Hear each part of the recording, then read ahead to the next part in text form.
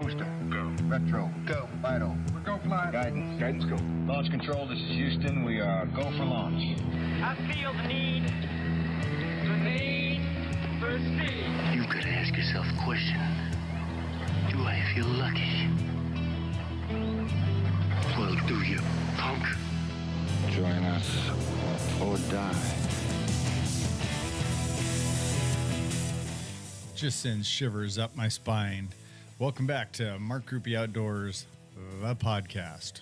Welcome all back, and it's good to be back with you. Today we're going to go over some getting ready for the season issues. Talk about a little bit about physical training, about some mental preparation, about bow preparation, and a little about taking care of your game after you've got it down and you need to get it back or want to get it to the taxidermist. So we're going to go over that. Let's see, at the release of this, our latest turkey video will be out. So hopefully some of you have checked that out. And if you haven't, this is a great reminder that you can check out some wonderful entertainment at markgroupieoutdoors.com. How else, Ryer, can they find us? Well, you can find us on our Facebook and our Instagram, which is Mark Groupie Outdoors. And you can also find all of our videos on YouTube. Just search Mark Groupie Outdoors. And, well, they're already listening to this podcast, so they must have found us there too. So we hope you're listening, and we've been trying to do some little giveaways at the end of every show. So listen on through and check that out, and maybe you can win a hat or some olive oil. And we've even given hunts away in the past, but that's certainly not going to be every time. So anyways, we've just finished our turkey hunting video. We just had a good, successful hog hunt. This seems like it's been a little bit problematic this year trying to get a pig down. We've seen lots of pigs. We've seen lots of sows with babies, pregnant sows, pigs that we couldn't tell what they were, and we get a little particular. We just try not to randomly shoot them, although pigs, some people consider pigs an annoyance and whatnot. They're not an annoyance to me, and to start orphaning a bunch of babies or shooting pregnant sows or something, to me, it's just not good game management. So we try to just shoot boars. Good mature boar is a great trophy, and a good young one's great table fare. Actually, if they're in good shape, I've pretty much found they're all good eating. People ask me that. They go, "Oh, the big one's bad to eat." To me, the big ones have not been bad to eat as long as they're fat. So if we've shot some 300 to 320 pound boars on the ranch, and they've had a big thick layer of fat across their back, and they have not been bad to eat. I went into it with a really closed mind, but you know what? They weren't, as Arthur said in the movie Arthur, it didn't suck. So as long as they're fat, they say, "Oh, shoot a young sow." The worst one to eat on the planet is a young sow that's just weaned a bunch of babies and she's been sucked down and she's skinny. So the main thing is shooting one in good shape. So we look for boars that are in good shape and try to pass on the rest of them. I know someone asked me last week when I asked some questions to our Facebook friends. They said, "Why are pig hunts so expensive?" And you can find them all over the place. You can find them anywhere from a few $100s on up to $900,000. I don't know what Tejon Ranch is. Anyways, to whatever price you want. And for me, I do a real limited number of pig hunts, but I kind of break it down into a few ways. One is my hunts are a 2-day hunt, and I include good food and game care and people care, and we've got a hot tub, flat screen TV in the house and everything. So we try to take real good care of people. So, for instance, our hunts are $900 for a 2-day hunt. that breaks down to obviously $450 a day. Well, I got to figure, gosh, how much is my time worth from 4 in the morning till 10:30 at night? How much is it worth when I plant the grain fields, I fertilize the grain fields, I replant the grain fields, I keep the cattle off of certain spots, go through a lot of work. So when it comes down to being able to have a pig hunt for me and charge $300 for it, I just can't do that. And people say, oh, pigs are a nuisance. Well, they are, excuse me, and they're a nuisance to some people, but they're typically not a nuisance enough where people are just going to open up their ranches and say to the general public and say, come hunting and shoot as many as you want. People still have a price on their privacy, price on their I don't know what you call it, legality as far as people coming in and getting hurt and whatnot, and liability, I should say. So there's a lot that goes into it. So why are pig hunts so expensive? Well, there can just be a lot involved. And like I say, I know there are some out there here, even in California, for a few $100. And if someone wants to sell their time and their ranch and their effort and everything for all that, that's awesome for them. But personally, I can't do that. So anyways, let's move on to our topic at hand of preparation for the year for hunting. So one of the first obvious things is your physical preparation. And there, it's really just, there's no black and white answer for that, because everyone has their own idea of and comfort level of what a hunt is. If you are a road hunter, and we can get into the ethics of road hunting some other time, but you do primarily most your hunting from or near a road, you don't have to be in that great a shape. You can drive around, walk to the end of a road, walk to the end of a point, look around, whatever, and you don't have to be in that great a shape. However, you are limiting yourself to a very narrow piece of ground, and a piece of ground that almost everybody else is going to hit too. So the better shape you are in, the farther back you're going to be able to go. But once you get there, you have to also be able to make sure that you can get that animal out. So you have to be able to handle however much of a load for how many trips you think it'll take. If you've got a deer down and you think you need to break it up into 2 trips, if you can't carry a big old load and you need to break your deer down for a couple trips, well then and you hunted 5 miles back there, you have to make your first trip out with if you boned it out 30 or 40 or 50 pounds of meat or something, and then go back for another trip, plus your gear. So multiply that by how many miles and how good a shape you are in and how much weight you can carry, and you'll have an idea of what you're gonna need to be prepared for. So there's no right or wrong. If you're going all Cameron Hanes in it and you're going to go in 20 miles and you want to haul that deer out in one trip or an elk out in a couple trips, well, then you better be in pretty frickin' good shape, and you better not be taking anything for granted. So now then there's everything else in between. So you're just going to have to be honest with yourself. How far mentally are you prepared to go back in? Some people start getting a little rattled going a long ways back in, especially if there's not a good trail or something.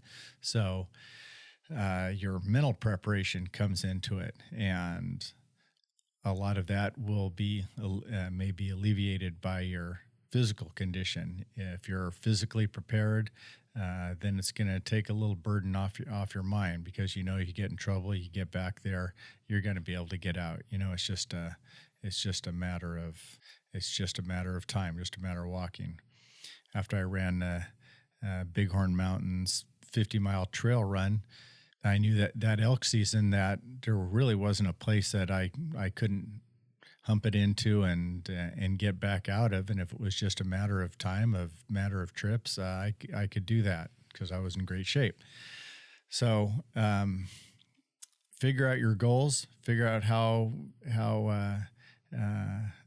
far you need to get back in there, and then get in shape for that.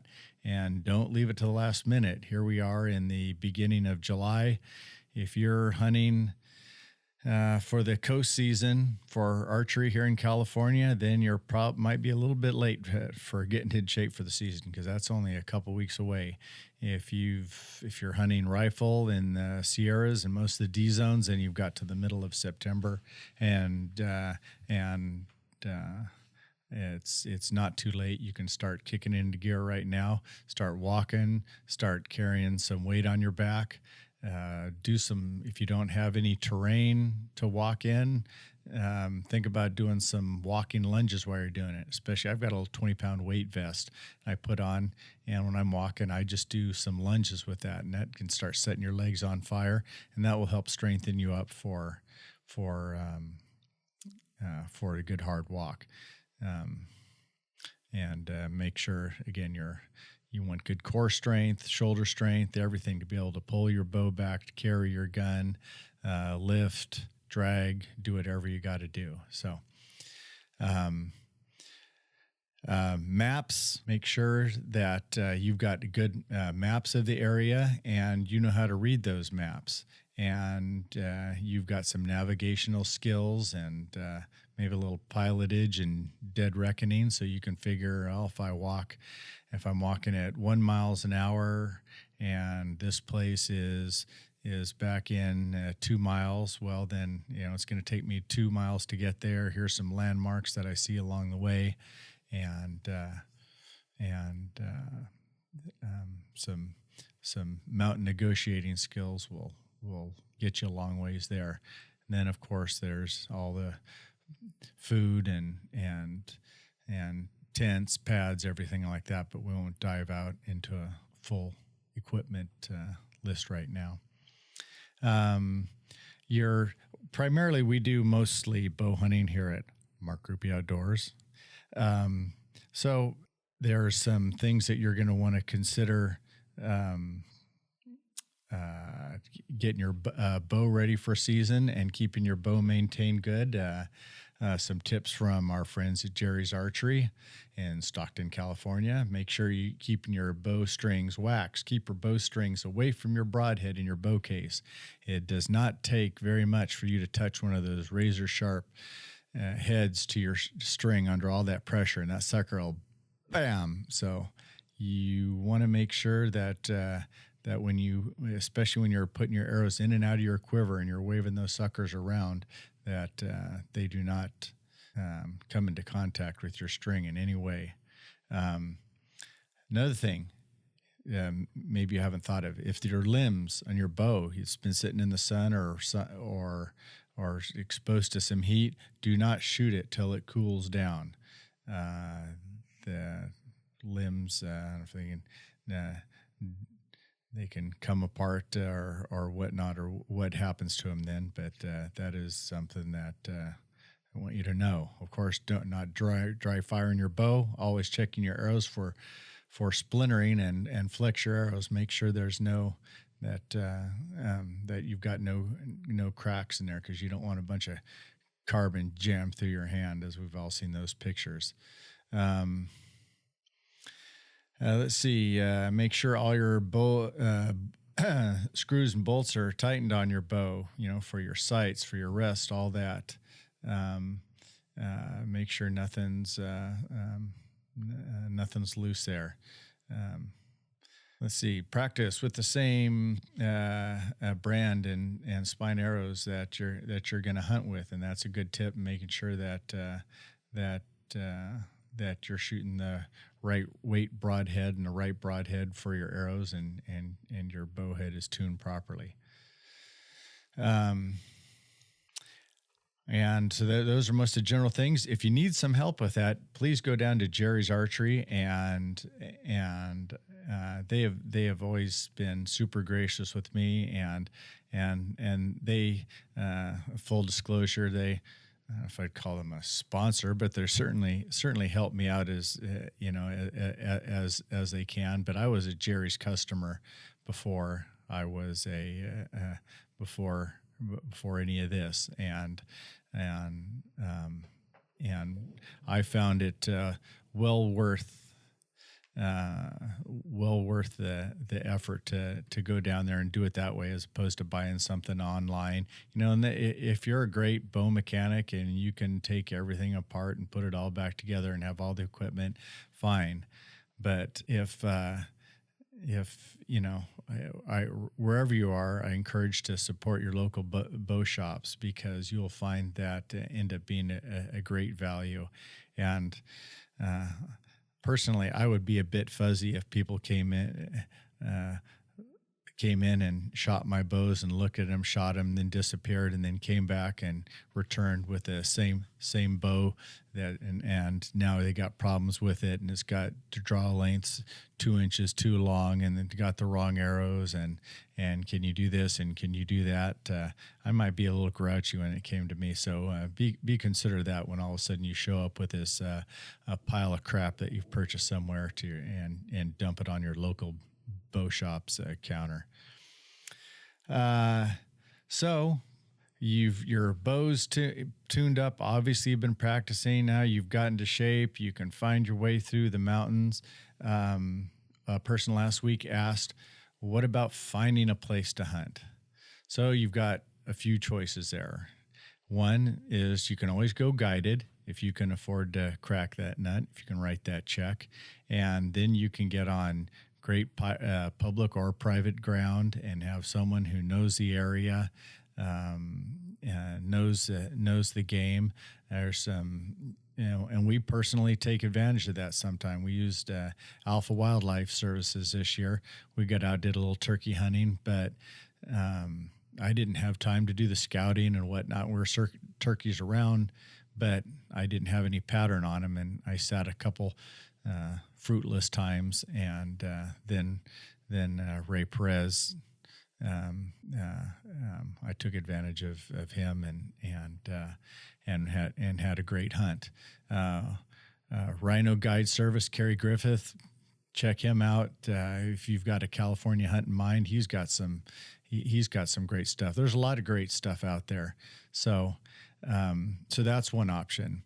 The next option's going out with a friend who's been there. If you can find a friend who's willing to share his place and his knowledge, that's always great. It can be hard to find someone who really knows what's going on, who's really going to open up to a complete stranger. So that can be a bit problematic. But other than that, you can grab a D3 through 5 tag, and there's a lot of ground between Kirkwood and Highway 88 and all the way up to darn near Shasta in that area. So you can pick a unit and get some maps and go up before the season and start driving the road and looking around. However, do not be disheartened when you go up there and there's 600 other people parked at the spot that you were going to go to. And that's a common thing. Once you get out there, it's very competitive. That's why the success rate in California on most of these regular over-the-counter or near over-the-counter or draw with no points tags is you are fighting it out with the other millions of people in California that want to enjoy the great outdoors. So again, going back to how good a shape you're in, the better you are, the better back you're going to be. And here's a tip that you could use, and I have not done this, but I always thought of doing this, is go to a ski resort and follow the stinking chairlifts. If you're worried about getting too lost or something. I don't know if a lot of people do that or not. Start walking up chairlifts, and you can get some of these places.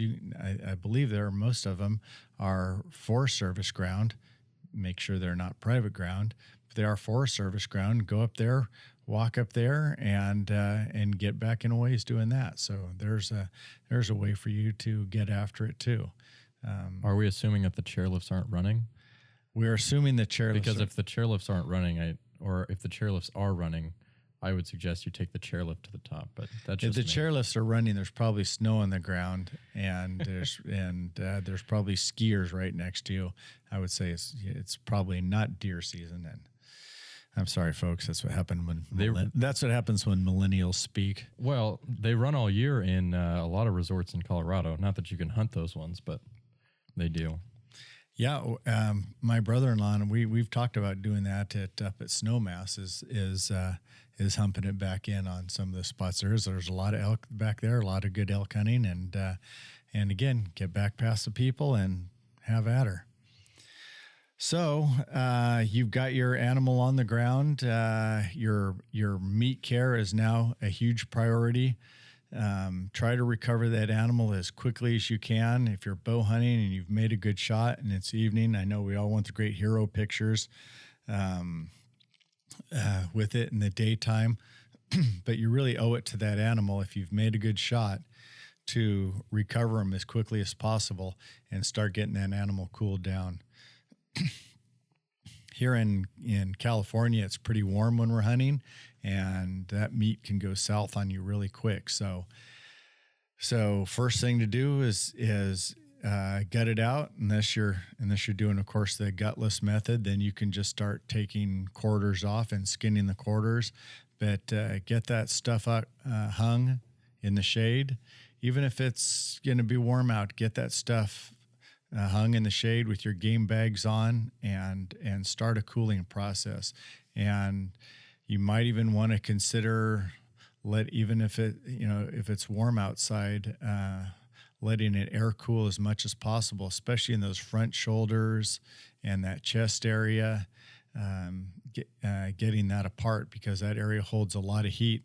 And if you just take those things off and throw them in a game bag right away and it's hot and you've got a long trip, you can start some spoiling actually right there in your pack. So make sure that you've got some sort of cooling process going on before you just keep heated meat stacked on itself. So get it off, try to keep it clean. It's a heck of a lot easier, speaking from experience, a heck of a lot easier to keep your game meat clean than it is to clean it after it's fallen in the dirt. So I carry a small tarp, a 6x10 tarp, and I throw that on the ground. And as I take quarters off, I throw it on there, and I can keep everything really nice and clean, and I can get it skinned out and hung up.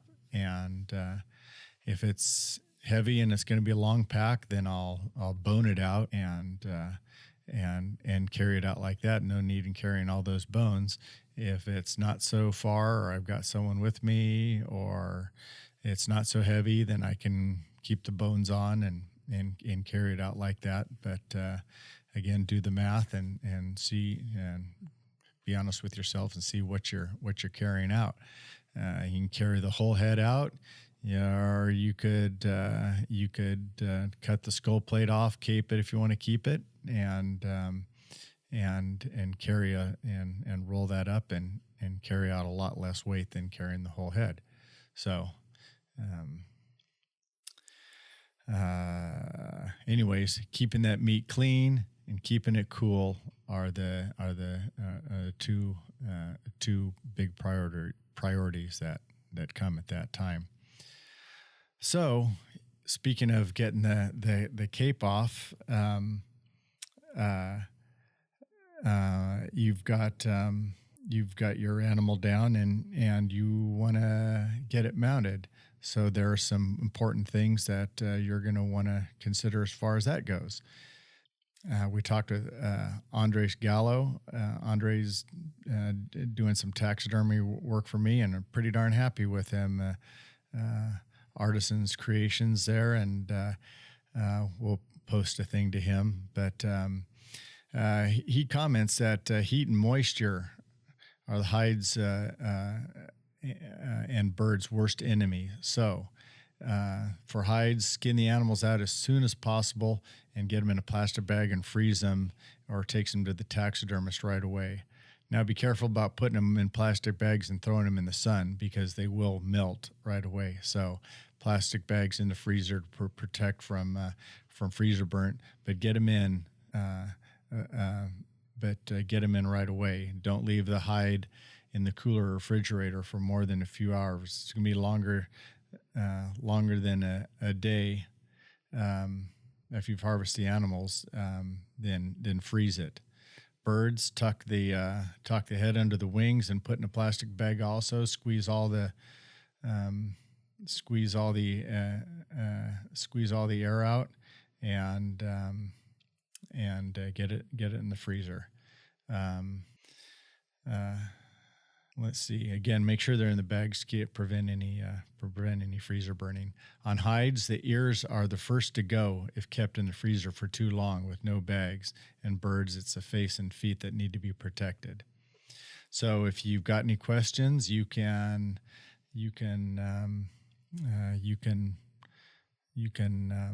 look at those links that we'll post up on some of those things, and some of those people can answer questions for you as far as guiding and taxidermy work and whatnot.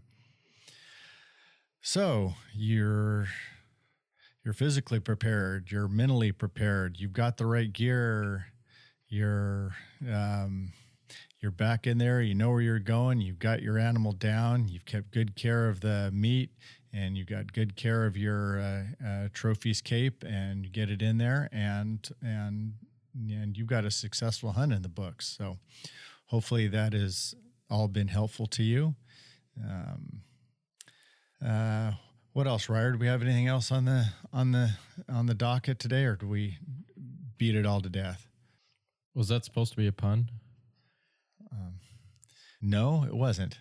Well, it was a little bit of a pun. It was You're a just little bit talking of a about beat having it a all to death. successful hunt. Okay. So I don't think so. I think we covered most everything. Alrighty.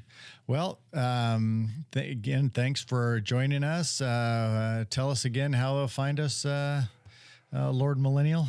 Well, you can find us on Facebook and the Instagram at Mark Groupie Outdoors. That's GRUPE. You can also find us on our website, markgroupieoutdoors.com. This podcast is on iTunes and Stitcher and all those places.